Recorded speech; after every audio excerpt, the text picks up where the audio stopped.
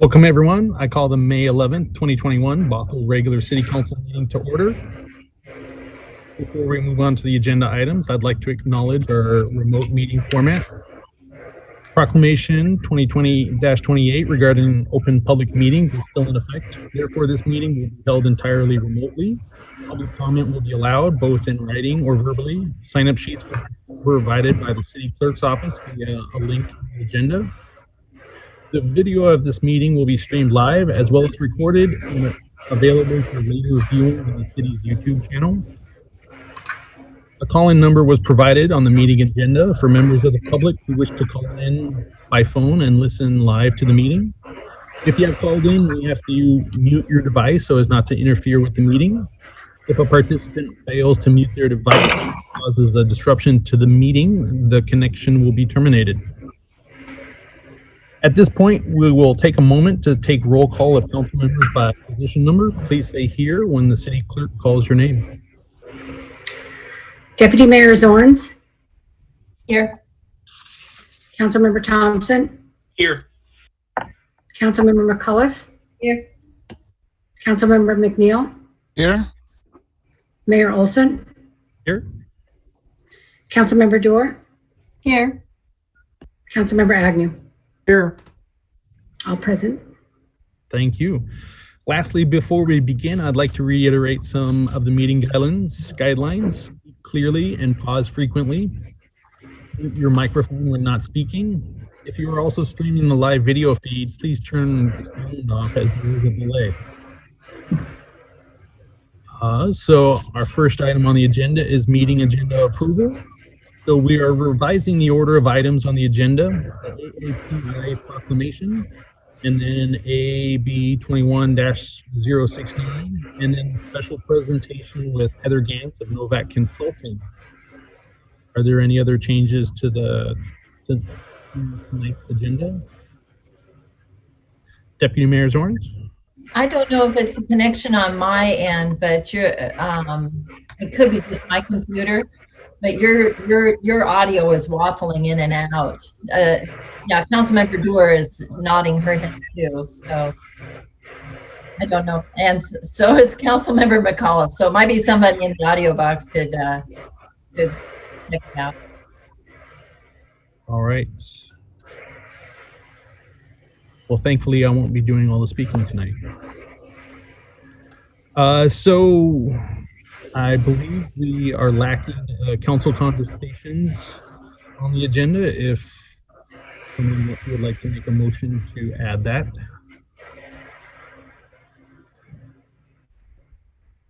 Councilmember Agnew? I move we add council conversations to the agenda. Councilmember Thompson? I'll second that. All right, we have a motion to add council conversations to the end of the agenda by Councilmember Agnew with a second by Councilmember Thompson. Any discussion? All right, seeing none. City Clerk? Please say yes or no when I call your name. Deputy Mayor Zorns. Yes. Councilmember Thompson. Yes. Councilmember McCullough. Yes. Councilmember McNeil. Yes. Mayor Olson. Yes. Councilmember Dorr. Yes. Councilmember Agnew. Yes. Passes 7-0. Great, thank you. Council conversation is now added. All right, on to our next item. We have a proclamation this evening. So Asian American and Pacific Islander Heritage Month.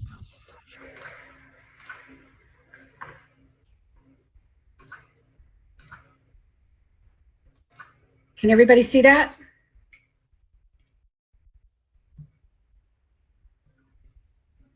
Can everyone see that? Nope. No.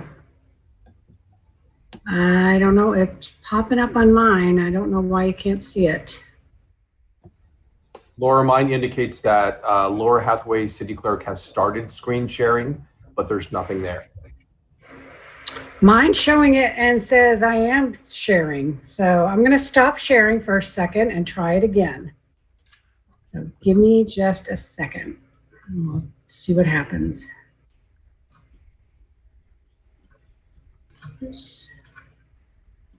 How about now? Anything? I can There see we it go. now. You can see it? Yep. All Okay. right, thank you. Wait, I'll scroll down as you go, Mayor Olson. All right.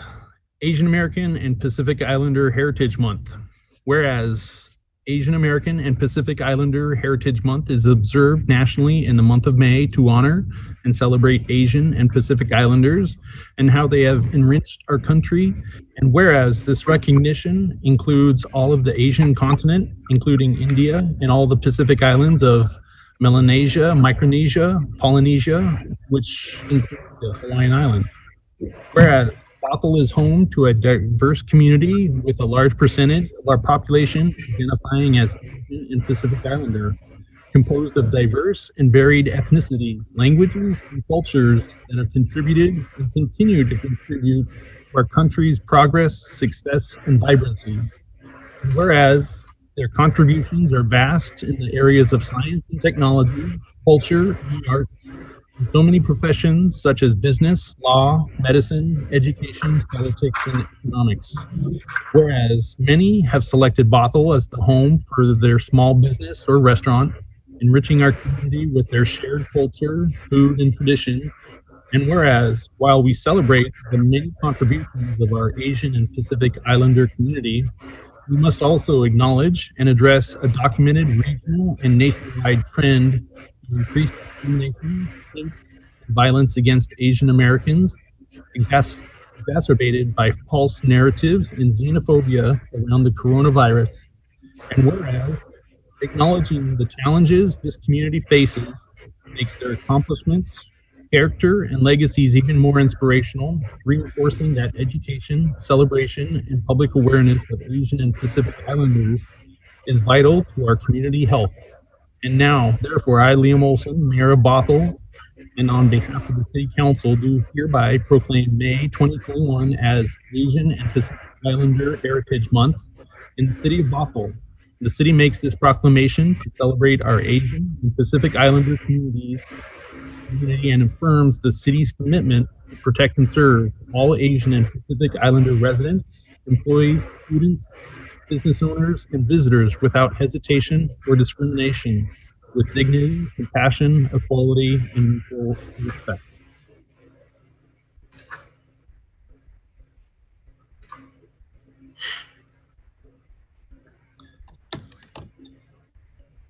I just want to quickly say I think it's important that we as a council and a community continue bringing this message forward, just that it discriminating and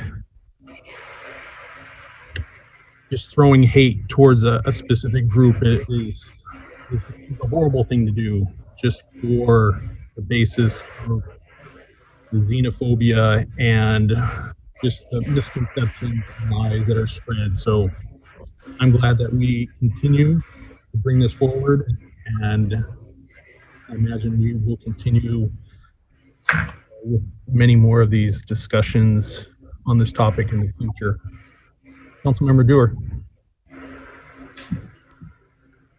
Thank you, Mayor. I just wanted to express my appreciation for the proclamation. Everybody knows that my mom is Chinese, and so it's been very concerning for me to see what's happening and the attacks. I guess we never really know when an attack is hate-based, but when I think I saw in the news, attacks on Asians have increased by 169%. So you can be sure that many of them that are occurring now are hate-based. And I'd just like for us to think about coming together as a community and not just, putting our arms around Asians, but putting our arms around all minorities. So I'm really distracted by that noise. I cannot hear to save my life. So I will stop watching now. Thank you.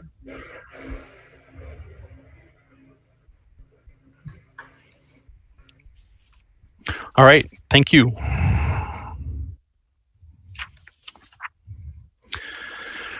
All right, anyone have a council committee report they would like to make?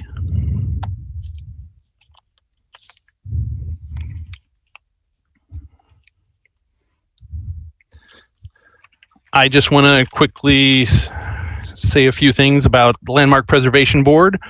So I just want to acknowledge that that new officers were voted in the last meeting. So the chair is Ray Thomas, the vice is Vicky Sampi, and the secretary is Judy Grayton.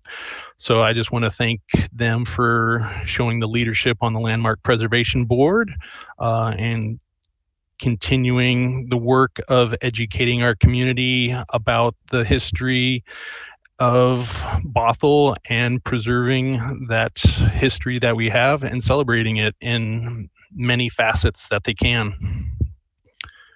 Did I see someone else raise a card for a committee report? All right, seeing none,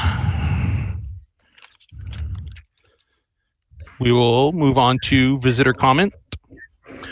So in keeping with Governor Jay Inslee's emergency proclamation 2028-28 regarding open public meetings, the city has accepted visitor comment in writing as well as accepted sign-up sheets for those who wish to speak at tonight's meeting. Written comments submitted to the city clerk no later than 3 p.m. today were forwarded to all city council members and are part of the record. So I understand there's a couple residents that wish to speak. A couple members Correct. of our community. Correct. Mayor Olson, we did not receive any written comment this evening. However, we do have 2 people in the audience that wish to speak. So the first one is John Mayfield, and I will panel him in, and he will have 3 minutes to speak.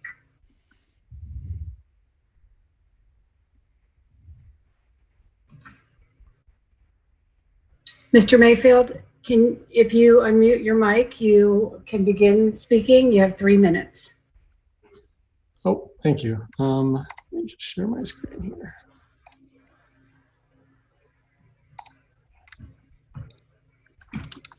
All right, thank you.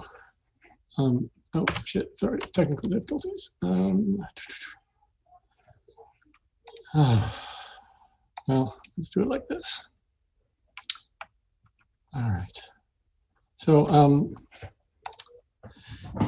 hi, my name is John Mayfield. My family and I live in West Hill, just north of a planned townhome development.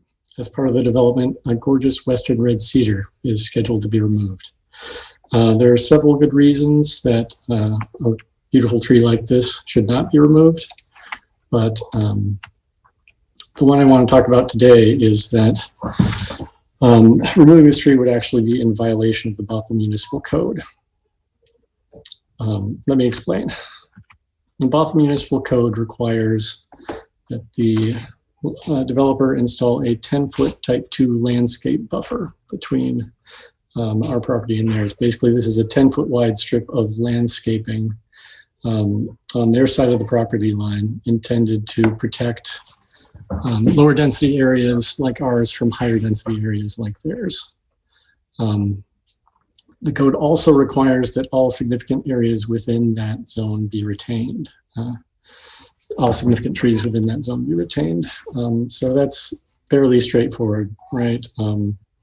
If they need to put in a landscape buffer right on the property line and all trees in it have to be retained, then obviously this tree on the property line needs to be retained.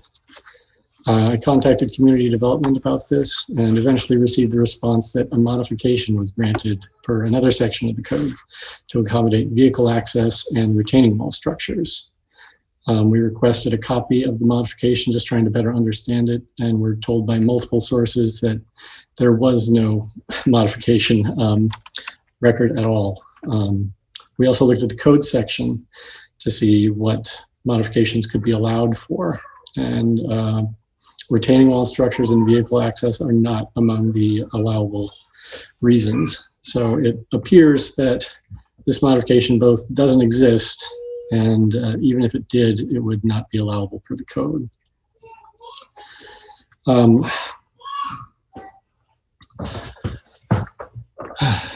So we've been making a little bit of noise about this, and the Community Development Director, Michael Catterman, has told us that he will be reviewing one last time and will be in touch by the end of the week. The main reason I'm coming on here is because my wife and I, based on our discussions with community development, don't really have a lot of faith that they'll act with integrity to enforce the code and retain the tree.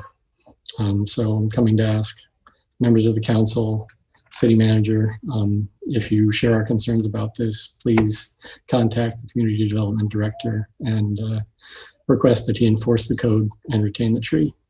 Thank you.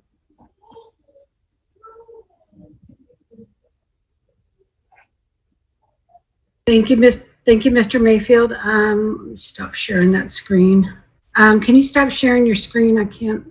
Yeah, sorry, I'm not super familiar with Zoom. No share, no.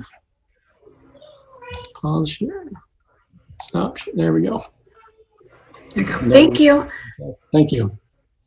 All right, next we have on the list, we have Rachel, and I hope I say this name correctly, Laso, and I will panel her in just a moment.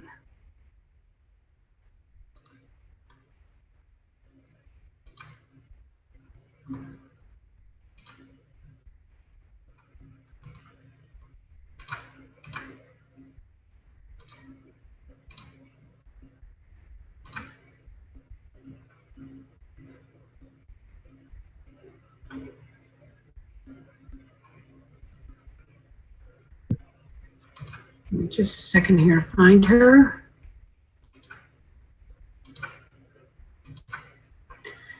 Ms. Slow, can you hear me? Yes, I can hear you. Looks Okay, like I great. can start video too. There we go. Oh, there you go. Okay. You have 3 minutes to speak, starting now. Thank you. Thank you.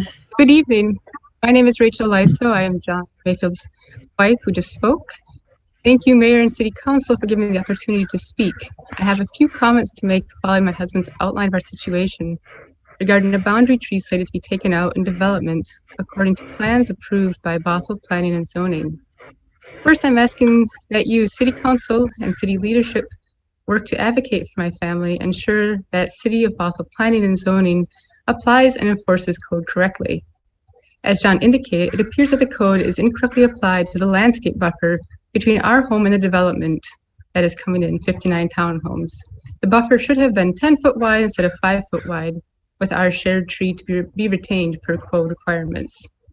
Although perhaps exceptions could have been made per modification request, no formal request for modification was made, nor of course were we notified of this non-existent modification request. Furthermore, the modification for which a planner later inaccurately stated had been applied seems to have been inappropriate for the situation per code requirements, as John illustrated. I feel I should not be in the position of having to ask my government to ensure adherence to their own codes.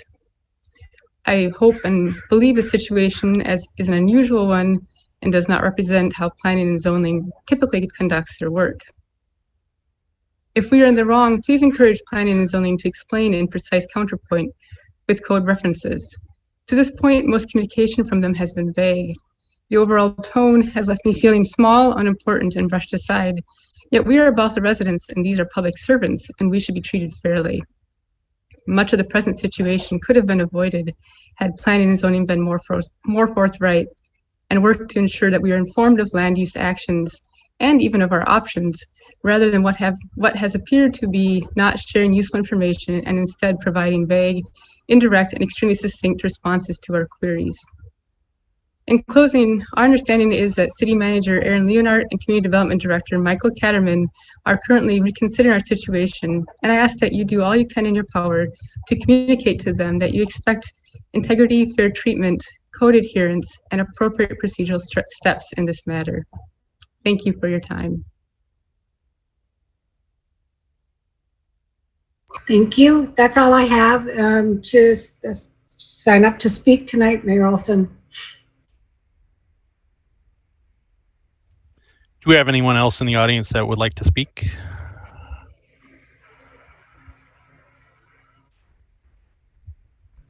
We do not. All right.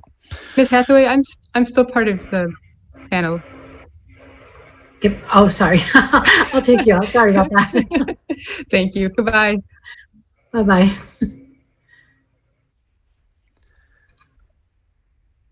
Moving on to our next item, AB 21-069, consideration of a waiver of the City of Bothell's purchasing policy to implement the pop-up retail incubator program. And there is our economic development manager, Jeannie Ash. Thank you, Mr. Mayor and Council. I really appreciate your time this evening. And to reiterate what the mayor just said, I'm here to ask you to waive the City of Bothell's purchasing policy to allow direct negotiations for the purchase and installation of pop-up retail incubator sheds. Our policy requires that a purchase of $30,000 or more go out to bid. The sheds that we are purchasing are more than $30,000, and the bid process would add about 30 to 60 days to the timeline. And currently, because of the shortage of lumber and the supply chain challenges as a result of COVID, it's a 15-week lead time for ordering sheds for our project. The two combined puts us way past our goal of launching this retail incubator program on Labor Day. So with that, that's my presentation. Do you have any questions? Deputy Mayor Zorns. Well, one is an aside. I happened to be, when I was out taking a walk, bump into someone who has a business here in Bothell, and they were just singing praises about you, Jeannie. So thank you. And how you're working with the business community. So there's that. Okay. Putting that aside, I thought I saw that these are repurposed sheds. Did I see that correctly? Yes, and by repurpose, they're traditionally used as garden sheds. And they will be manufactured as for retail. What that means is that there'll be paneling put inside of them, insulation and lighting, as well as vapor barriers, etc., to make them habitable for retail. Okay, that's good. And yet another definition of repurposing is not finding a recycling. So sorry, my brain is stuck on recycling, and that makes sense to make the year round. That was my only question. And thank you. Your process of approaching this has my support. Thank you. Councilmember McAuliffe. Thank you, Mr. Mayor. And I just want to say, Jeannie, I'm very, very excited about this. I think you've done an outstanding job. This will give an opportunity for women and minorities and other people to start up their own businesses and then eventually move on. And it's a great opportunity. Thank you so much for bringing this forward.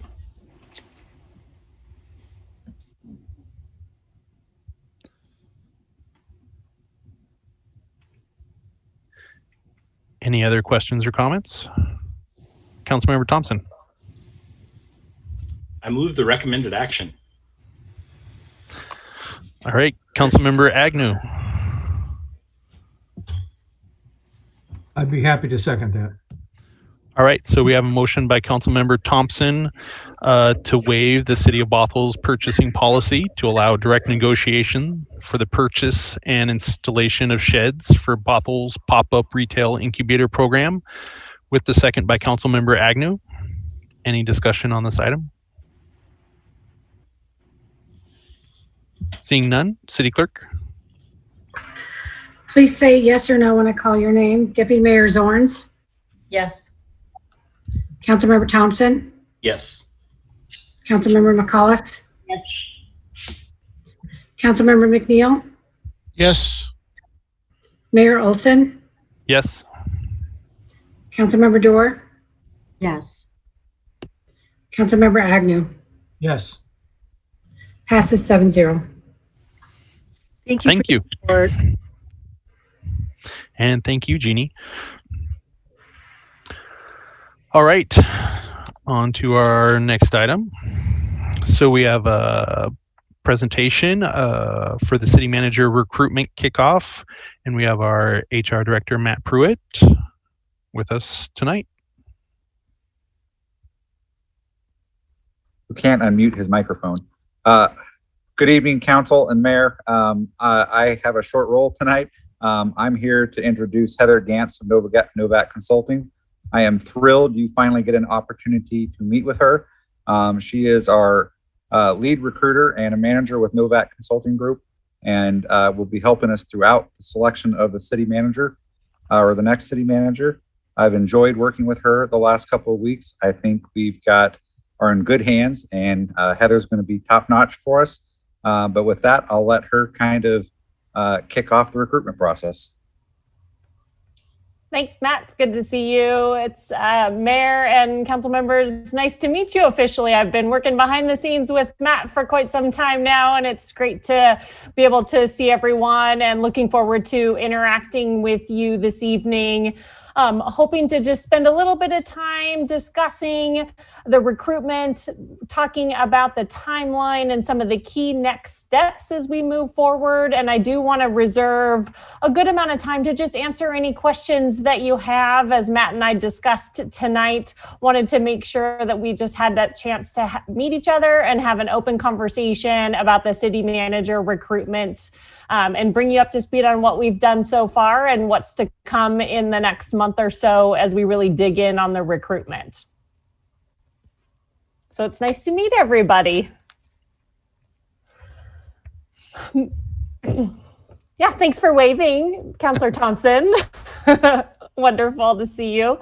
Wanted to be able to take a moment and let you know that Matt and I have worked with the team behind the scenes, as well as you. I know looked at the survey last week, made some amendments to that has been created. Maybe Matt, you could come back on and give us an update on if we were able to officially launch that today or not. I know that was something that was in the works based on our conversations earlier today. I have not checked, but I heard it was going to be up on social media this afternoon and maybe communicated with many of our community partners, and then more broadly advertised tomorrow, and an email will be sent to city employees tomorrow as well. So it's underway and will continue to be underway tomorrow and throughout the week. And Great. we've set a deadline for the survey of Tuesday, June 1st. So we have quite a bit of time, as Matt indicated, just in the very early stages of collecting some wonderful information from your community members and staff members as it relates to their thoughts and considerations for the city manager recruitment. Looking forward to collecting that data, coming back to you mid-June to share that information. Wanted to be able to engage in a quick dialogue with you around doing some direct invitations to any particular key stakeholders. I know Matt brought this subject up last week with you all. Wanted to be able to engage in a little bit further conversation as to whether or not you would like us to send some direct solicitations for completing that survey to any key stakeholders or partner organizations in which you'd want to ensure that they were providing information to the survey. Any particular thoughts from you all? Yeah, Deputy Jones-Zorns, Deputy Mayor, sorry. Got to click my right buttons. I have a couple questions, and you may have already included these groups. Did we think about including school district leadership or school board members? We've talked in the past about having better communication between the school district and ourselves. And communication is a two-way street. There's been that. And then the other one is, I'm sure you guys have talked about this on some level, the residents of Shag or the North Shore Senior Citizen Center. Have we thought about including them in the survey? I can comment on one of those. Becky Range is helping us basically blast the survey out, and the school district is one of the community partners that she is going to communicate with. She was also trying to work with them to see if there's any one way to get it sent out specifically to students, to get student input. So I know on that one, for sure that will happen. I don't I don't know about the other ones, but that's certainly, those groups can certainly be added to the list. Yeah, well, I think I would like the school board members to be included in on that, just because we've had communication with them. You know, once a year we meet and talk, and we find out that there's miscommunication, and, you know, we haven't been as close in our communications as we ought to have been in the past. They might want to weigh in, or they may be just fine with the way it's set up now. But that's the sum of my brainstorming. I'm going to yield the floor to other council members. Great. Thank you for your input. Councilmember McAuliffe. Thank you. And are we reaching out to all the churches? I'm really trying to make sure that we have a diverse community that responds. And we have many churches of culture, such as the Korean, Asian. So I'm hoping we're reaching out to them. Would it be best to reach directly to the pastors, or are there other members of the congregations that would be most appropriate, or pastors that first? Okay, great. Thank you for that input. Anyone else have any thoughts on that?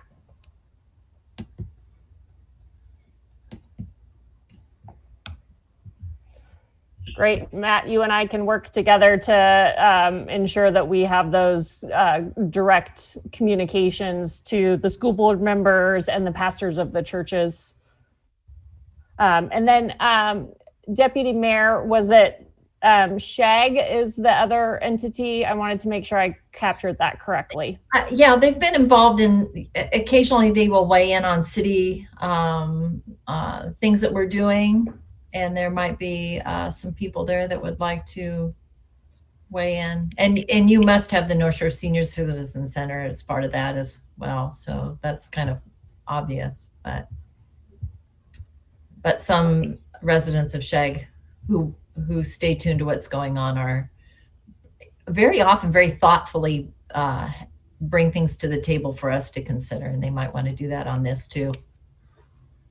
Great, thank you. Councilmember Dorr. Thank you. I don't know if there are other community groups that we should be reaching out to, but we have something called BOPOP, which is Bothellites for people-oriented places, or something like that. And I think that would be really valuable to have their input. They're very involved in community planning and advocating for a walkable downtown. So I think that would be super helpful. Great, thank you. Councilmember Thompson. Thank you, Heather. We have a couple organizations that serve people with disabilities in Bothell. There's the Alyssa Burnett Center downtown. There's the North Shore Wranglers. And there may be more that I'm missing, but I would be keenly interested, on their perspective. Can you restate the first one for me just so I can capture it correctly? The Alyssa Burnett Center.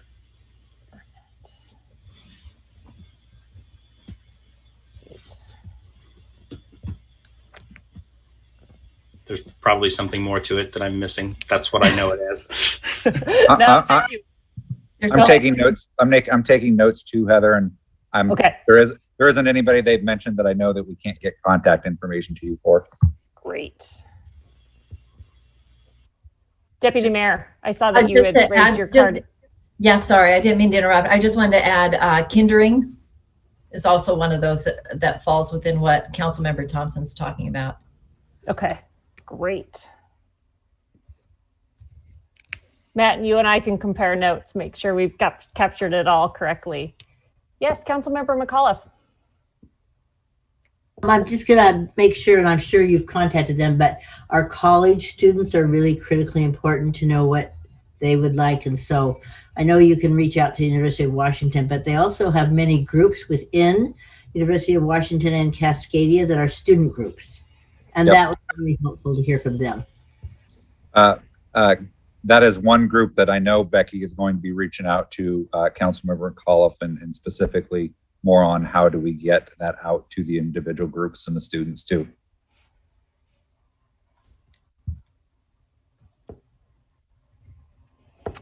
We tried to capture quite a few groups in our early brainstorming sessions and multiple avenues for sharing the link to the survey and making it available broadly, but appreciate your additional input so that we can do some of the direct invitation with the survey link with a kind email asking for their participation.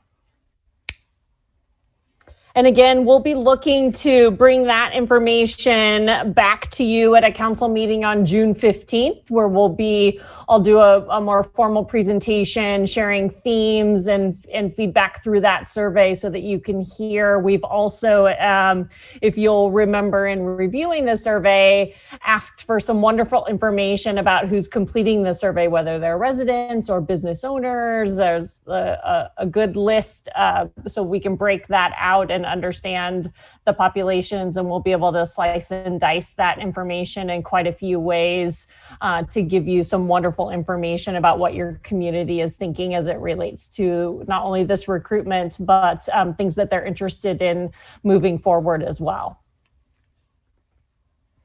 Any questions on this survey before we talk a little bit more about the rest of the timeline? Yes, Councilmember McAuliffe.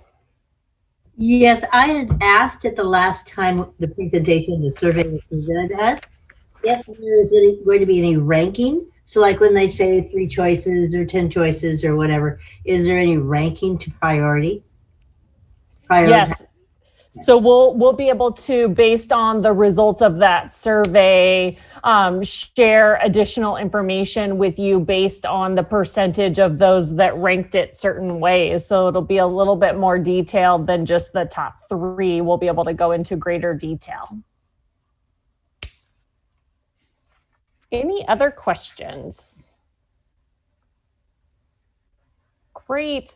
Would like to spend just a little bit of time talking about what's coming up next. I'll be working with Matt and more than likely Aaron and some other members of the team to find myself on your calendar in some capacity for a wonderful one-on-one conversation, whether that is leveraging technology and using Zoom or another platform, or just a good old-fashioned phone conversation at a time that's convenient for you to share your thoughts as it relates to the city manager, what it is that you're looking for. Would love to hear from you. Again, can report back on that information to the group on some themes and consistencies that I'm hearing, but would like to spend some time one-on-one with you in that early June timeframe. I'll also be engaging in conversations with the city leadership team as well, asking them some similar questions about what their interests are, what their thoughts are as it relates to the city manager.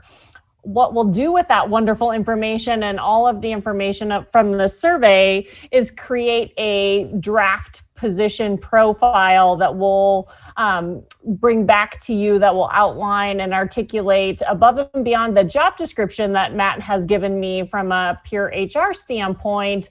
We'll be creating a really wonderful narrative for this city manager. Of course, soliciting your input on that document. Eventually, you will approve that document in the mid-July timeframe before you go out on recess, so that we'll be ready to launch the recruitment at the end of August. If there are any particular methods or forms or times of day in which you'd prefer to have those conversations with me, if you could just let Matt know that, so that we can coordinate appropriately. If it's evening time, weekend time, what have you, please just let me know and I'll make sure to accommodate your schedules moving forward.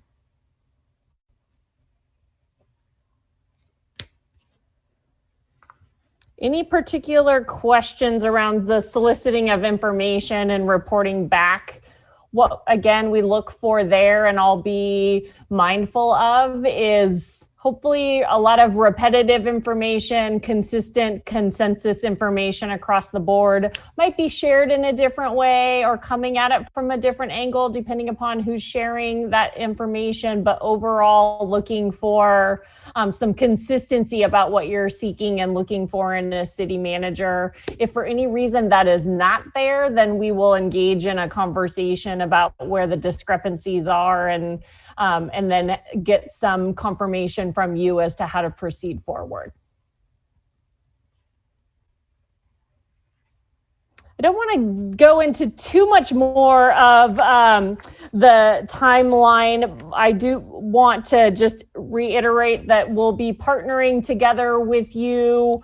I'll be making recommendations based on my experience and as I learn more about the community and the interests of the community, how to make sure that we're including staff, you all, as well as community members in the interview process. We can get into some greater detail as we advance in the timeline, but just know that we'll be working together to ensure that this is a wonderful, robust process and that you'll have great information to make informed decisions when we get to that point later in the year. I know Matt had indicated that you all had some questions. Want to make sure that I take some time and answer any questions as it relates to the recruitment this evening.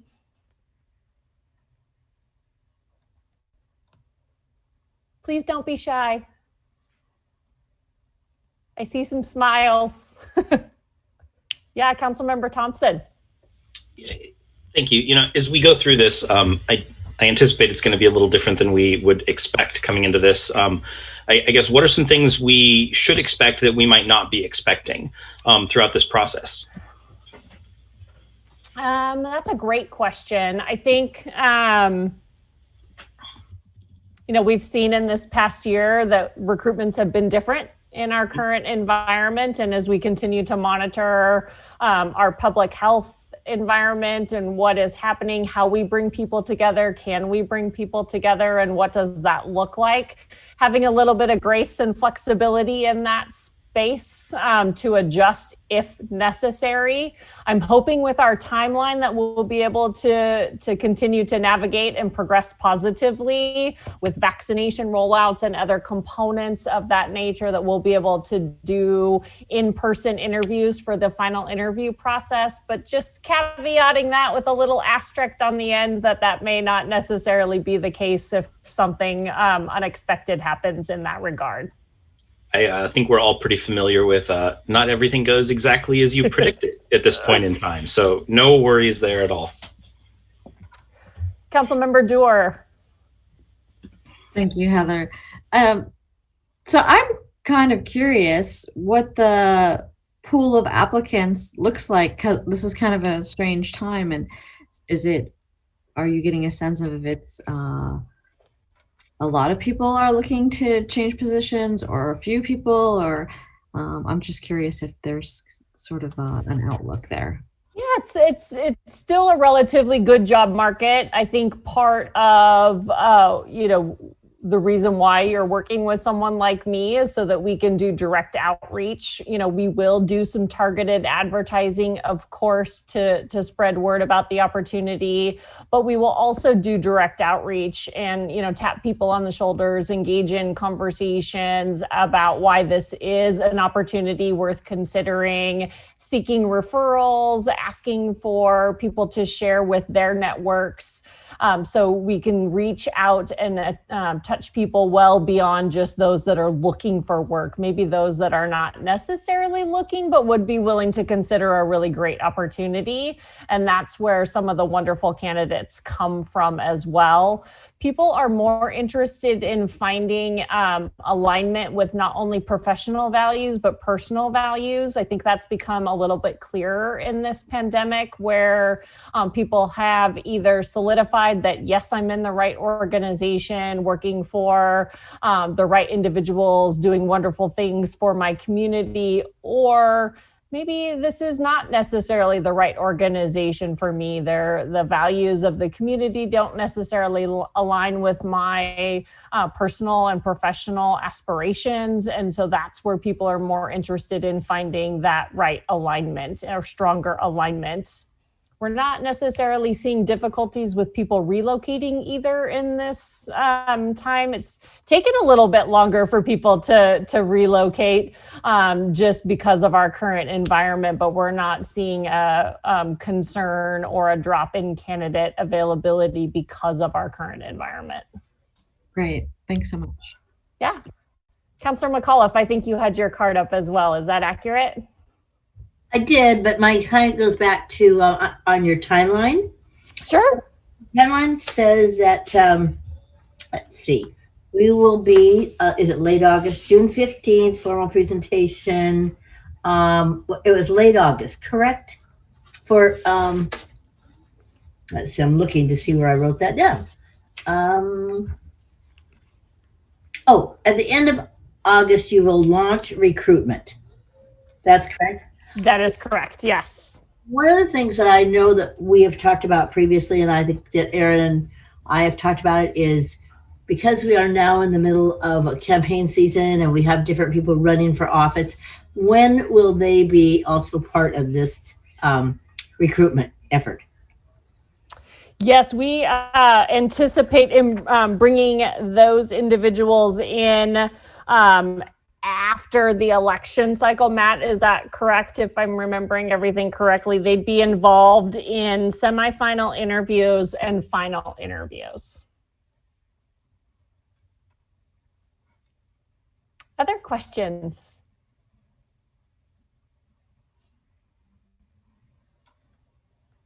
Councilmember Agnew, McNeil, quiet this evening. Any questions? Or Mayor, of course, you as well.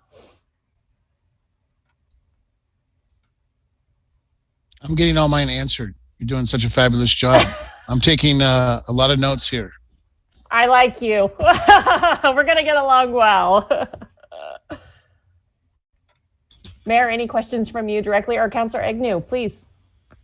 I don't have any questions at this time. We're so into the preliminary phases of it. I think, probably don't have a lot to offer you at this point in time. Great. Councilor Thompson, you raised your card. I did. I was just wondering, like, from here, like, when is, I mean, obviously we're going to have a meeting one-on-one, but what does it look like between now and then? Like, when is the next time you're going to come back, and kind of what are those intermediate steps before the fall?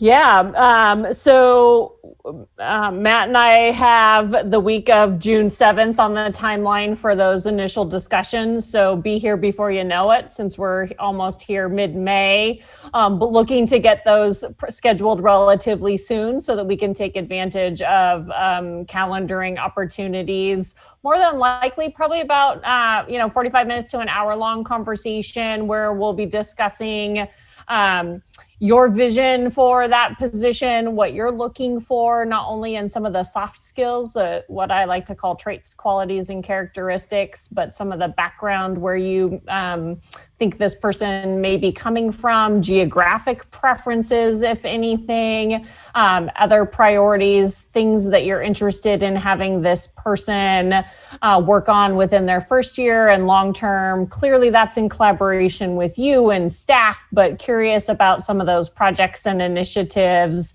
that the city will be tackling. We use that opportunity very directly and that information to attract candidates to that work moving forward. So really above and beyond the day-to-day operations of the city that everybody is quite familiar with, but more specifically, some of those exciting projects and initiatives that this person could collaborate with others on.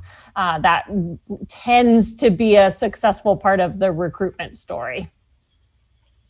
So you'll kind of, take the community survey, take the interviews once that is all done, and that's how you'll build the profile out and kind of get Correct. everything ready. Perfect. Yeah. And when will you come back to us and kind of show us what that looks like? Yeah, so that would be, I'll come back to you on the survey results mid-June. And then mid-July is when I'll be back to you with the draft of the survey. I mean, the draft of the profile. Yeah. Great. Thank you. Yep. All in anticipation of launching in August. There will not be anything needed from you in August. You don't meet in August. So we took that into consideration and accounted for that in our timeline. Thank you. I just would like to let the council members know as well that I plan to get going on getting your availability outlined for the week that Heather wants to schedule one-on-one interviews. So I'm going to be working on with Laura and Aaron and whomever else I need to do that with as early as tomorrow. So I would expect some contact from me either over the phone or by email to talk about that availability for sure this week.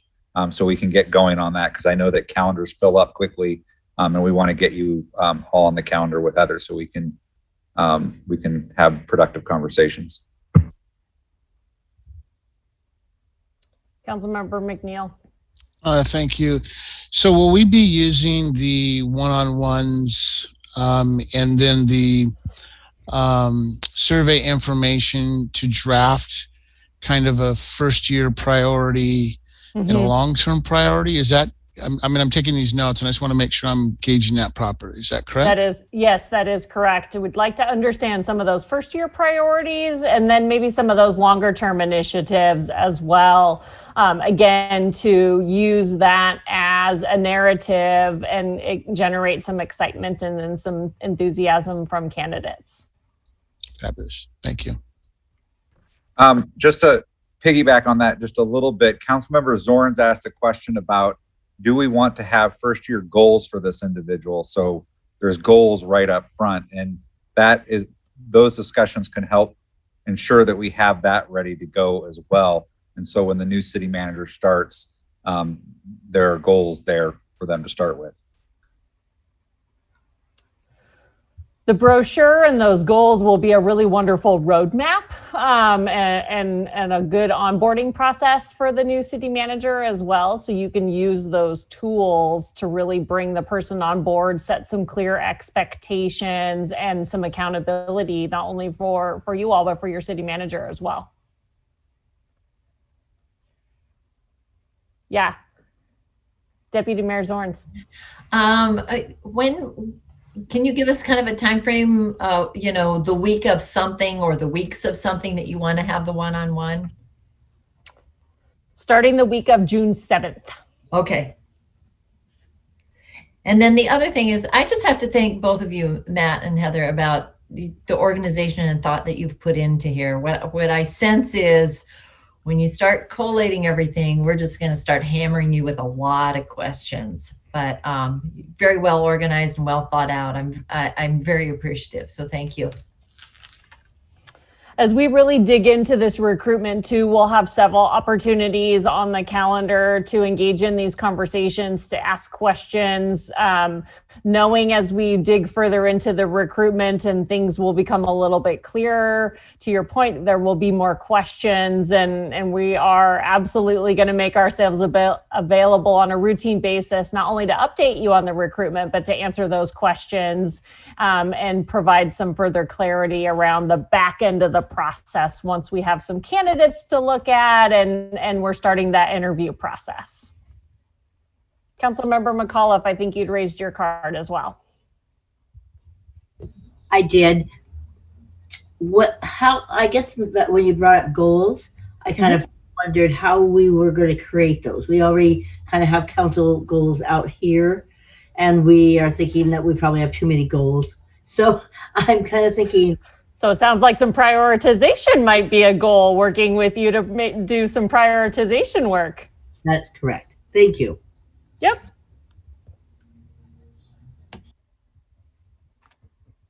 Anyone else? Yeah, Councilor Thompson. Yeah, I just had one question about short-term versus long-term goals as we talk about like what's important to us. Like it almost seems like it's more important to start with where we want to be over the long term and what we want to accomplish than like what our tasks necessarily are over the course of the first year. I guess, could you speak to a little bit about why we would talk about only the short-term goals without necessarily the long-term goals as part of that? No, I think both are important. I think it's important for our candidates to understand some of those short-term initiatives and what they'll be tasked with more quickly joining the organization, but then also that vision and that longer-term outlook is also exciting. You want somebody that's going to be around for quite some time, that's going to build some roots in the community, and is excited about tackling some of those longer-term initiatives. So if we can share both perspectives, that's going to add value from a recruitment standpoint. Perfect. Thank you. Yeah. Anyone else? Mayor, you haven't said anything yet. Want to give you that opportunity. Oh, I'll jump in if something is burning, but just taking it all in, and I think likewise making lots of notes for these dates and upcoming opportunities. Matt, is there anything that I'm missing based on our conversations? I don't think so. I think you were pretty thorough. Great. Well, I just can't thank you enough for taking the time. Like I said, it's so wonderful to meet you all. Looking forward to partnering with you throughout this process. Matt and I will continue to keep you well informed, answer your questions at any point in time. And I look forward to our conversations the week of the 7th. Great. Thanks so much for joining us tonight and giving us a glimpse on the path forward. Yes, thank you for taking the time. Enjoy the rest of your evening. Aaron, good to see you. All right. So our last item on the agenda will be our council conversations then. Councilmember Agnew. As we strive to get back to a normalcy, I would like us to go back and at least say the Pledge of Allegiance in the beginning of our council meetings. All right. I agree.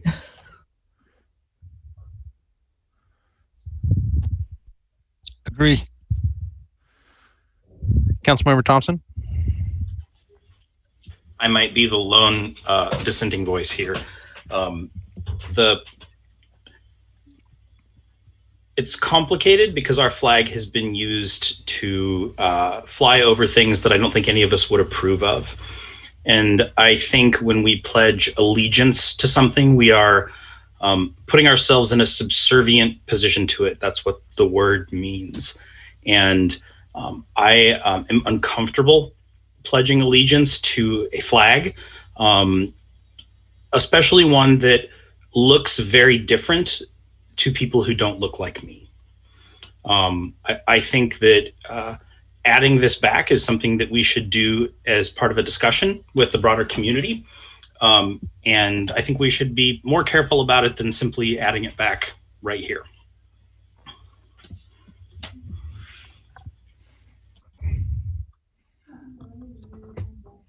Councilmember Agnew.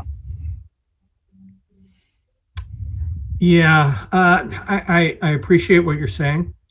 I'd like to bring it back for a number of different reasons, but one is I have been subservient to that flag for the past 50 years. And I look to that flag for a lot of things, and I think that flag can help us get to where we need to go. If we can all just get together and start talking about things and doing the right thing and treating us all as we're human beings. And that's what that flag kind of stands for. So that's why I made that motion, or not motion, but made that suggestion.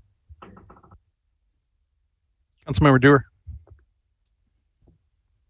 It's such an interesting conversation because when I was during camping season, I was out on at the bus stop, and I had a woman come to wave my signs with me, and she said, "We need to take our flag back."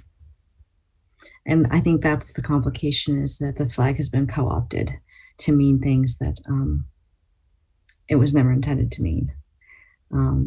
So I understand where Councilmember Thompson's coming from, but I feel like I want to take the flag back. so that it represents everybody, not just some people. Deputy Mayor Zorns. Yeah, I would like to just weigh in and say that I agree with both council members Doer and Agnew. That flag comes with a lot of solemnity and almost a reverence, but not a blind allegiance to it. And you both expressed it really well. And along that line, I just want to say how much I appreciate the words that were in expressing the personhood and acknowledging the goodness that can be found within an ethnic group like our Asian Pacific Islanders. It was worded so well, and as you were reading it, I'm sure someone could find fault with it, but I just thought this is what we're talking about when we talk about respecting the personhood and cultures of other people. It was very, very well said, and I just want to add my thanks to the hands and the hearts that went into putting that together. So, and then as another rabbit trail, we had a couple speak to us about a tree that's very significant to them. And at some point, this is not the place, we don't need to do it. And I am waiting to hear how staff is processing this situation over on West Hill with this tree. It's a pretty significant tree. But at some point as a council, I would like us to think about how as a city we define how we go about protecting trees and when it's time for a tree to go. I fear that there's too much vagueness in the code, and I'm not suggesting that we have our staff drop everything that they're doing and go start diving into just all things trees. But at some point, as a council, we need to start focusing in on how do we protect our trees and when is it time for them to go. So I just wanted to say that. And I'm just going to yield the floor to everyone else because we have a chance to have a short evening and I don't want to make it longer than it needs to be. We have all this energy though, because it is a short meeting so far. So I just want to weigh in quickly on the Pledge of Allegiance. Yeah, I think the flag has been used in the past by some groups, but I do appreciate the sentiment of taking it back. And I think it's a symbol of what you make of it. And I think as our city, as our council, I think we can do it justice to what it stands for us and our community. And, you know, as Tom said it, you know, there's been lots of great people that have been doing great things in the name of the flag as well. So, I mean, there's always people that co-opt symbols and meanings for their own nefarious purposes and do bad things. But I think, you know, overall, the flag is a strong symbol of our country and our community. So I'd be in favor of bringing the Pledge of Allegiance back. The whole virtual meeting thing was kind of the oddity of it. I always appreciated it more in person, you know, especially when we would have some scouts come in and participate in it, get some of that, you know, municipal government exposure. But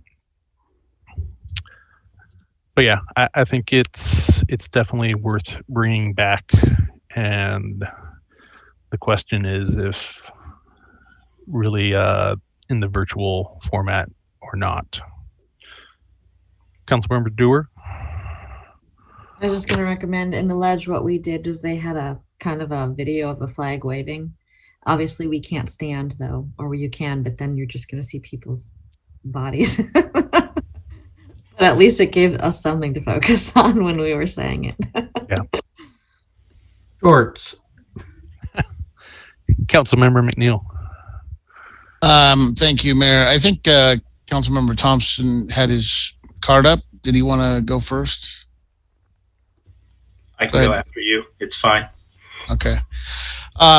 So I'm actually torn. I respect the reason I believe what the reason was Councilmember Thompson brought this up. But on a personal note, being an elected official by the community and standing next to that flag and taking that pledge, whether it be on the dais or in school growing up as a young child, I made that pledge to that flag because it stood for unity, uniting people, and justice for all. And so while the flag may mean different things to different people, me as an individual, it means a United States for all, liberty and justice for all. And it's pretty powerful when I can take that pledge and know that I'm representing not only my community, but my region.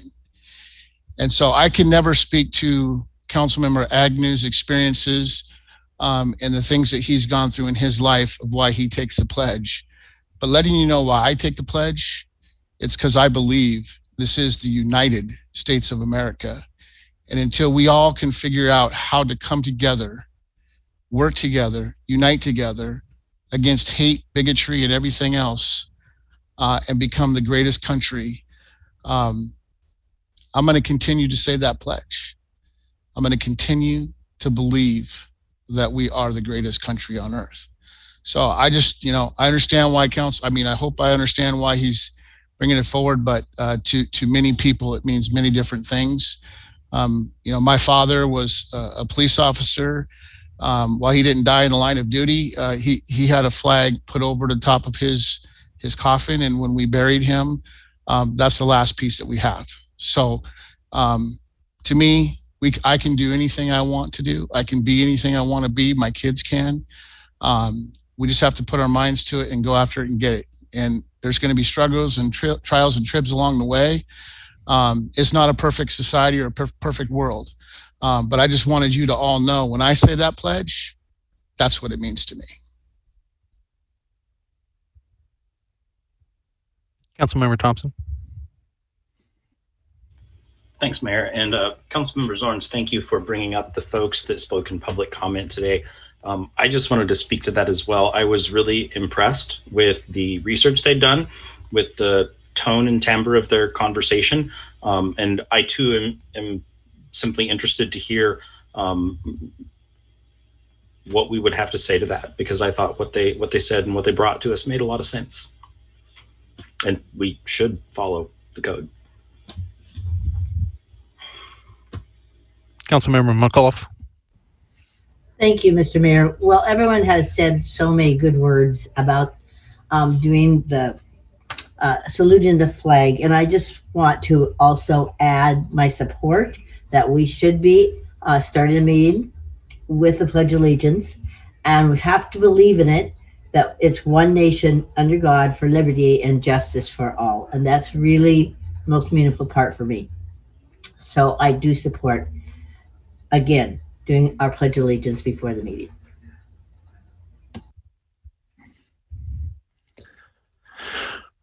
I had another topic. Just in Seashore last week, there was some discussion of Sound Transit and the realignment that they're currently discussing. Seashore was looking to do a letter, kind of a more broad general letter focusing on the 522 BRT, since it affects many of the member agencies of that group.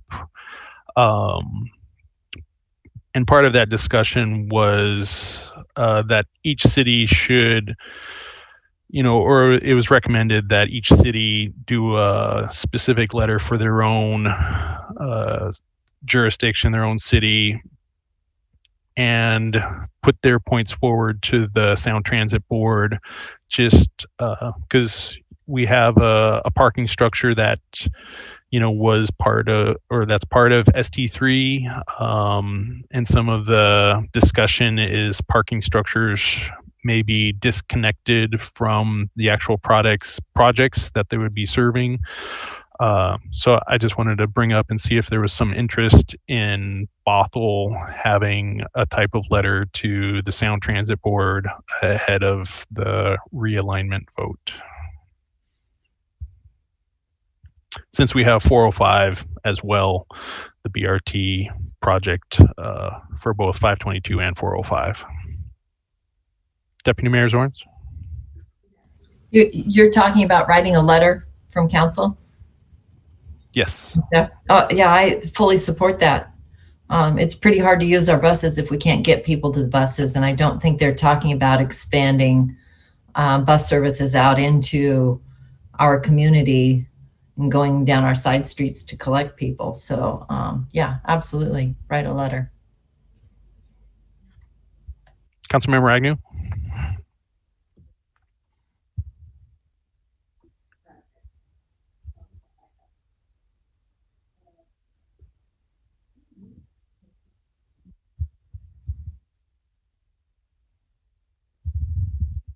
Nope. There you go. Nope. Back on mute. I'm just trying to lengthen out the meeting. I just wanted everybody to know that. You have my support in that. How many times will we say, you're still on mute? Councilmember Dewar. Is this the letter we were talking about writing last week when Councilmember Balducci was here? It's the same letter? Pretty much, yeah. Okay. Yeah, it got brought up in Seashore as well, so yeah. Do we know, at one point when I was still on EAG, Metro was not planning to connect Metro services to BRT services, which I thought was the craziest thing I'd ever heard.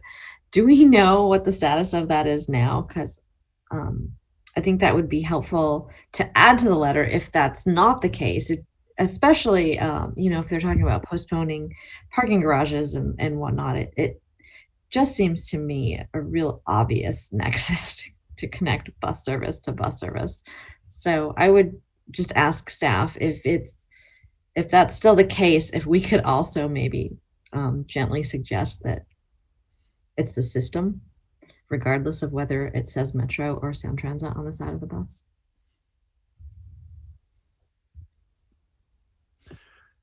Yeah, sounds like a good question to bring up in ETP this Friday.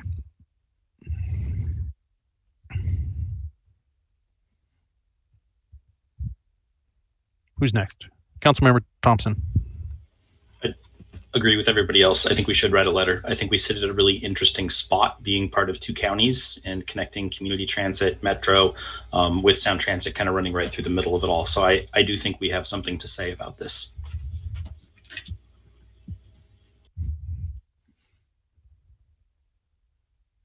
Great. Any other topics?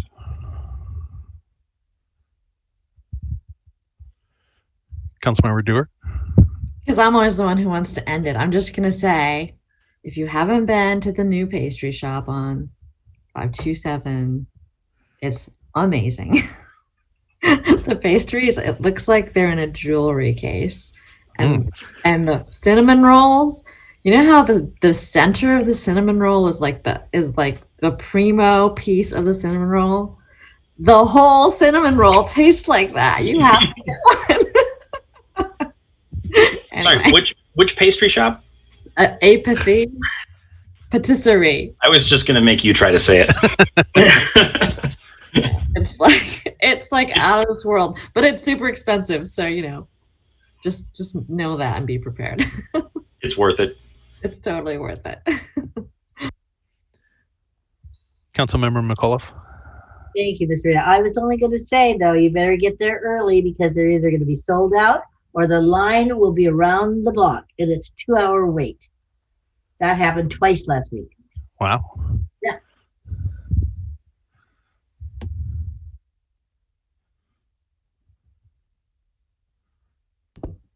Councilmember Dewar, I'm going to do it. do it. I move, we adjourn. Councilmember Agnew, I'll second that. all right, all in favor, thumbs up. All right, have a great night, everyone. Enjoy the beautiful weather that looks like we'll have this week.